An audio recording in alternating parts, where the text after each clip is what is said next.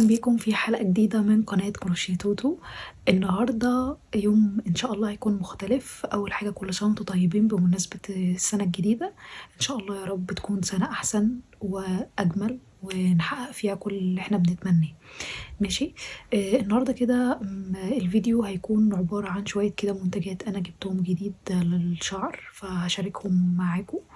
أول حاجة بس أنا جهزت القهوة بتاعتي، جهزوا كده أي حاجة تشربوها وتعالوا يلا بينا.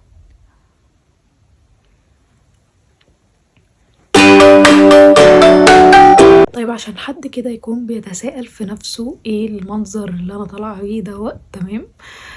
اولا انا عامله جلسه فراكشر ليزر، يمكن مش كل الناس تكون عارفه الجلسات الفراكشر ليزر كده بتكون متقسمه، تحسي الوش كده بيتقسم مربعات كده صغيره. في المربعات ديت يعني لو انتوا ركزتوا شويه هتلاقوا كده زي نقط صغيره جدا جدا جوه المربعات دي. ان شاء الله ممكن لو انتوا حابين يعني ان انا اعمل فيديو منفصل احكي لكم فيه عن تجربتي مع الفراكشر ليزر، بما ان اللي دي خامس جلسة فراكشر ليزر اعملها في وشي. انا عندي حفر فعشان كده بعمل جلسات الفراكشر ليزر.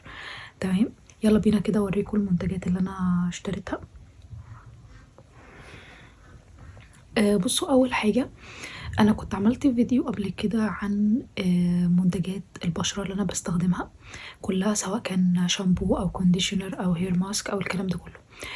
ولكن كان في منتجات منها مصرية وفي منتجات منها تبع المقاطعة.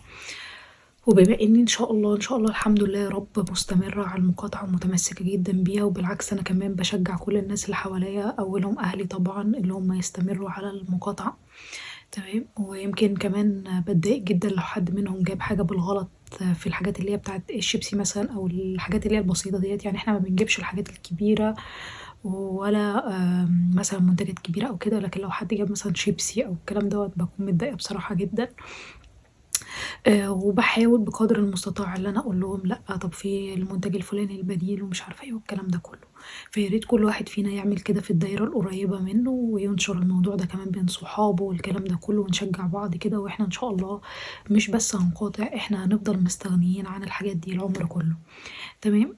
فتشجيع المنتجات المصرية منتجات بلدي، فأنا قررت إن أنا أجيب مجموعة كده على بعض، هي مجموعة مصرية إن شاء الله ومنتجاتها كويسة جدا. في منتجات منها كمان للبشرة، وفي منتجات للشعر، هي تبع نفس الشركة، يعني تبع نفس الشركة ديت أو تبع الشركة ديت بتعمل منتجات مصرية، وحتى أنا كنت جايبة منها كذا حاجة يعني.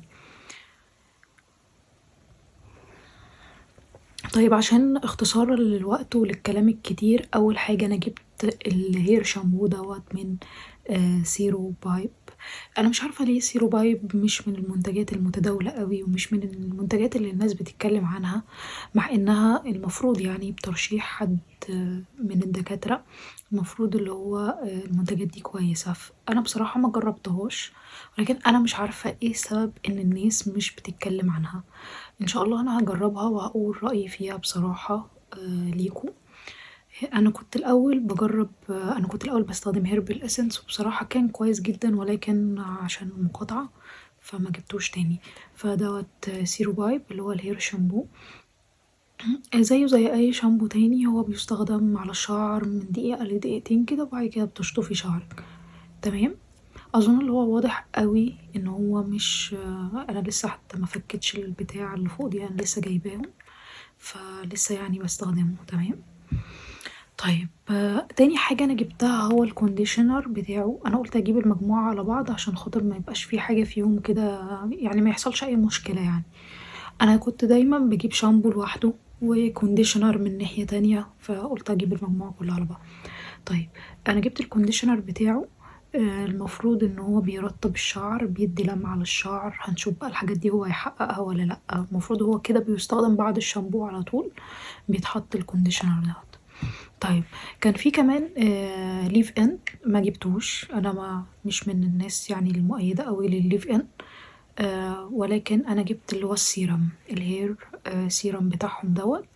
بصوا هو الابليكيتور بتاعته حلوة قوي، اللي هو يعني هي يديكي مثلا نقطتين تلاتة كده، فالطريقة ديت أحسن من مثلا لو حاجة بخاخة أو حاجة فيها دروبس كده، ما بحبش أنا يعني الطريقة ديت أحسن بالنسبة لي. المهم برضو نفس النظام السيرم بتاعه المفروض بعد الاستحمام بتوضع كمية مناسبة كده على ايديكي، وبتبدأي تدلكي فروة شعر جوه على الفروة لحد الأطراف، يعني كل الشعر عادي مفيش أي مشكلة.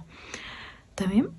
المفروض لو في حد يعني بيعري شعره أو مش محجبة يعني، كمان بيحمي من أشعة اللي هي الUV، فالله أعلم يعني بيحمي ولا لأ.